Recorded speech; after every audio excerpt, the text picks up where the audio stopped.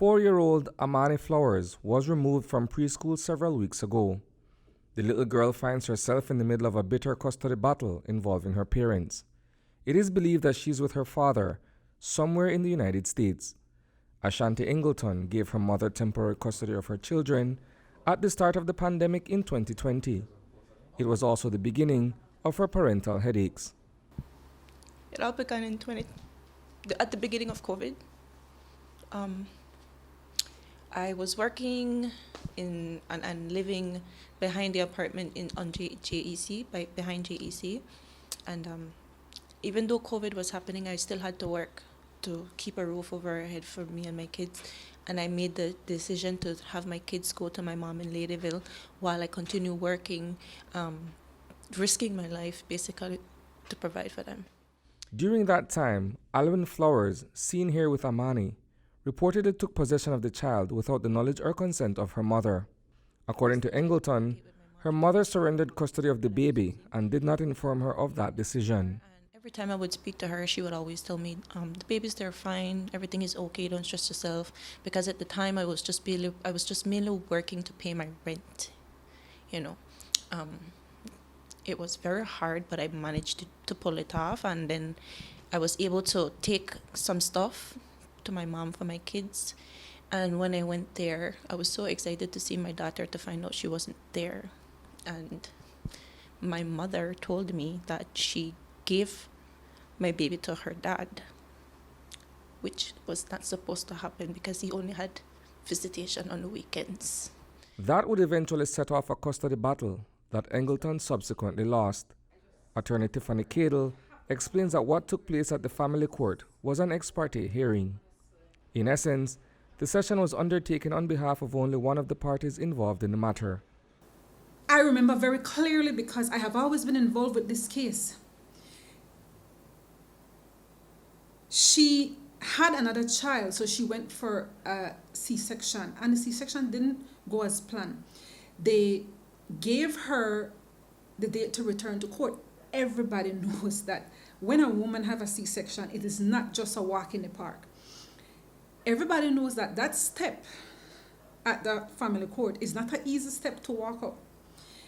She had some complications with the C-sections and she wasn't doing well. And on the day, she tried to call the office, the magistrate, the family court, to tell them that she wasn't able to make it because she cannot walk up that stairs. She's literally still recovering from the C-section. Ashanti then reached out to Flowers and asked him to relay a message to the court that she wouldn't be able to attend the session.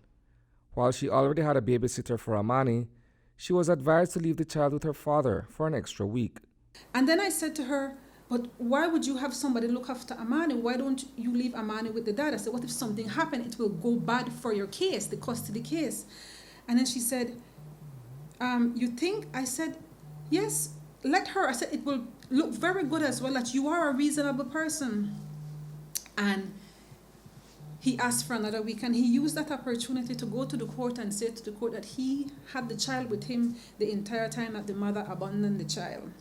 Somehow, Flowers was able to convince the court that Ashanti Ingleton was an unfit mother.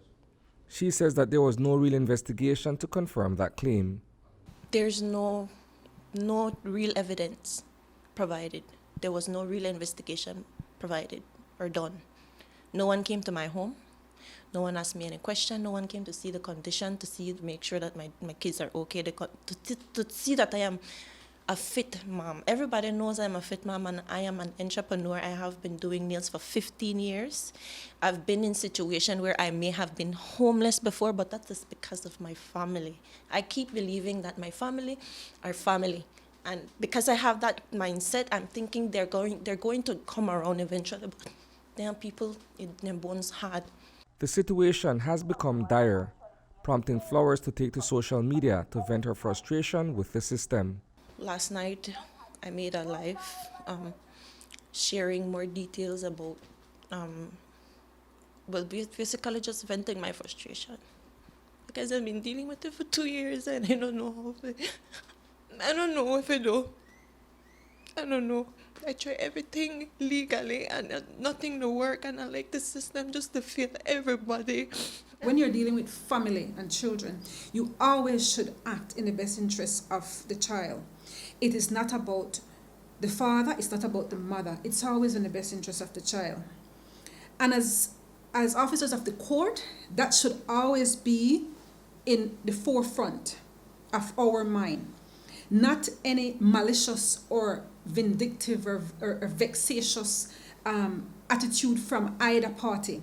In a social media post responding to Ashanti Ingleton, Alwyn Flowers wrote, quote, "I have had sole full custody of my child for 3 years. No contact nor contribution financially nor physically with her mother until now when I'm giving my daughter the best life she deserves." End quote. We will do everything that we can and in our power to try to get the child back to Belize. It's just not fair.